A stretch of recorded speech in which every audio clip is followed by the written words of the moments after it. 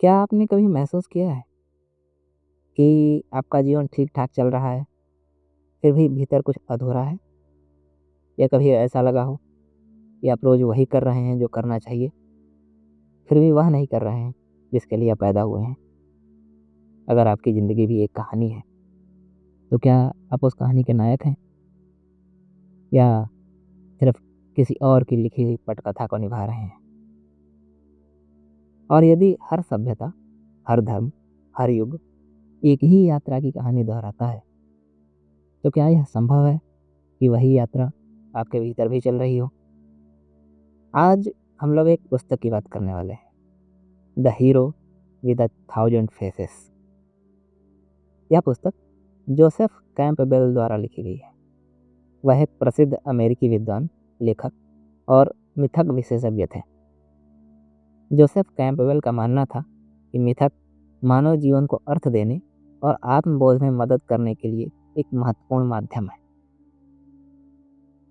The hero with a thousand faces को यदि एक वाक्य में कहा जाए, तो यह मनुष्य की उस आंतरिक यात्रा का ग्रंथ है जिसे वह जीता तो है पर पहचान नहीं पाता।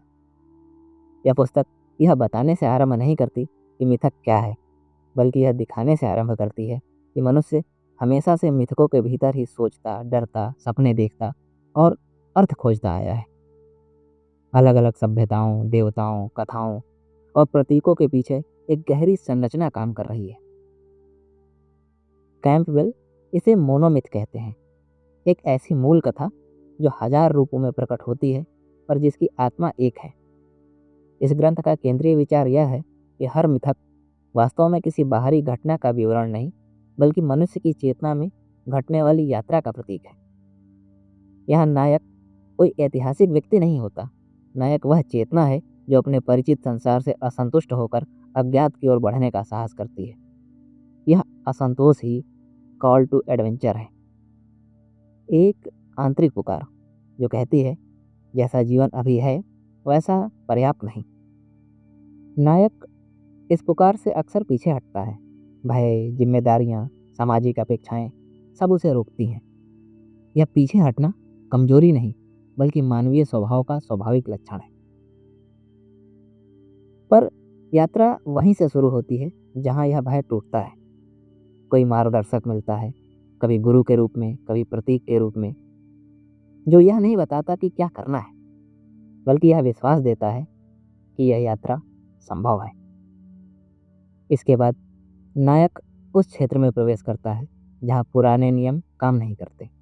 यह क्षेत्र जंगल, गुफा या अंडरवर्ल्ड के रूप में दिखाया जा सकता है, पर वास्तव में यह मनुष्य का अपना अचेतन है। यहीं संघर्ष, परीक्षा और पीड़ा आती है। यहीं अहंकार टूटता है, पहचान बिखरती है और वह मैं मरता है जिससे मनुष्य अब तक चिपका हुआ था। कैंपबेल इसे मृत्यु और पुनर्जन्म का प्रतीकात्मक क्षण मानते हैं। यही वह बिंदु है जहाँ अधिकांश मिथक गहरे, अंधकारमय और भयावह हो जाते हैं। बाढ़, बलिदान, राक्षस, मृत्यु, ये घटनाएं बाहर की नहीं, भीतर की उथल पुथल हैं।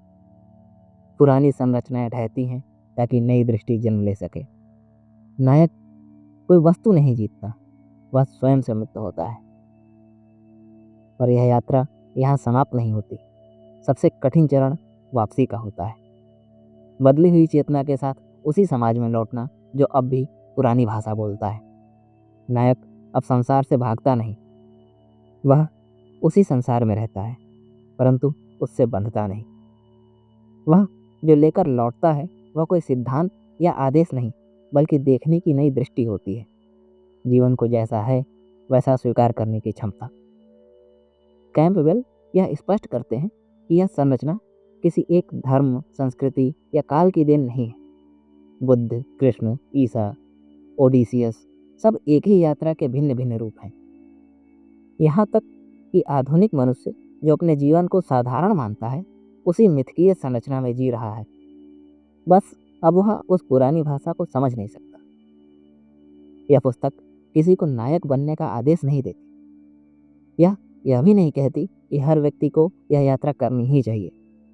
यह केवल यह दिखाती है कि जब मनुष्य अपनी आंतरिक पुकार को दबाता है तो वह जीवन को खोखला कर देता है, और जब वह उसका सामना करता है तो पीड़ा होने के बावजूद नया अर्थ जन्म लेता है। The hero of thousand faces का सार यही है कि मिथक झूठ नहीं है, वे जीवन की वह भाषा है जो तर्क से पहले पैदा हुई थी। आधुनिक मनुष्य ने तर्कों की आड़ लेकर पुराने मिथकों को त्याग दिया है, और उसी के साथ उनके अर्थों को भी। कैंपबेल इस पुस्तक में कोई नया मिथक नहीं गढ़ते, वे केवल यह याद दिलाते हैं कि आपकी अपनी ज़िंदगी ही वह कथा है जिसमें नायक बनने या न बनने का चुनाव हर क्षण आपके सामने खड़ा है। तो जैसा कि जोसेफ कैंपबेल मानते हैं, यदि मनुष्य की हर महान कथा एक ही आंतरिक यात्रा का रूपक है, तो क्या आधुनिक मनुष्य उसी यात्रा को जी रहा है या उसके बचने के लिए सभ्यता के भीतर छिप गया है? अगर मिथक झूठ नहीं बल्कि चेतना की भाषा थे, तो क्या हमने मिथकों को खोकर सिर्फ कहानियाँ नहीं बल्कि उनके भीतर का नक्शा भी खो दिया है? और यदि नायक की यात्रा घर छोड़ने से नहीं बल्कि अर्थ छोड़ने से शुरू होती है, तो क्या आज का मनुष्य सुविधा के बदले अर्थ का त्याग कर चुका है? The hero with thousand faces कोई पवित्र ग्रंथ नहीं है, यह एक दर्पण है जिसे आप जितना देखते हैं उतना ही यह आपको स्वयं का चेहरा दिखाता है। यदि आप इसे अपने जीवन के साथ पढ़ते हैं तो असहज हो सकते हैं, क्योंकि यह पूछती है कि आपकी यात्रा कहाँ रुकी हुई है। कैंपबेल कहते हैं कि मिथक और पौराणिक कहानियाँ कभी अर्थहीन नहीं होते, कभी बंद नहीं होते, वे प्रतीक्षा करते हैं उस क्षण की जब मनुष्य फिर से सुनने के लिए तैयार हो। अपनी ही भूली हुई कहानी, मनुष्य की भूली हुई कहानी।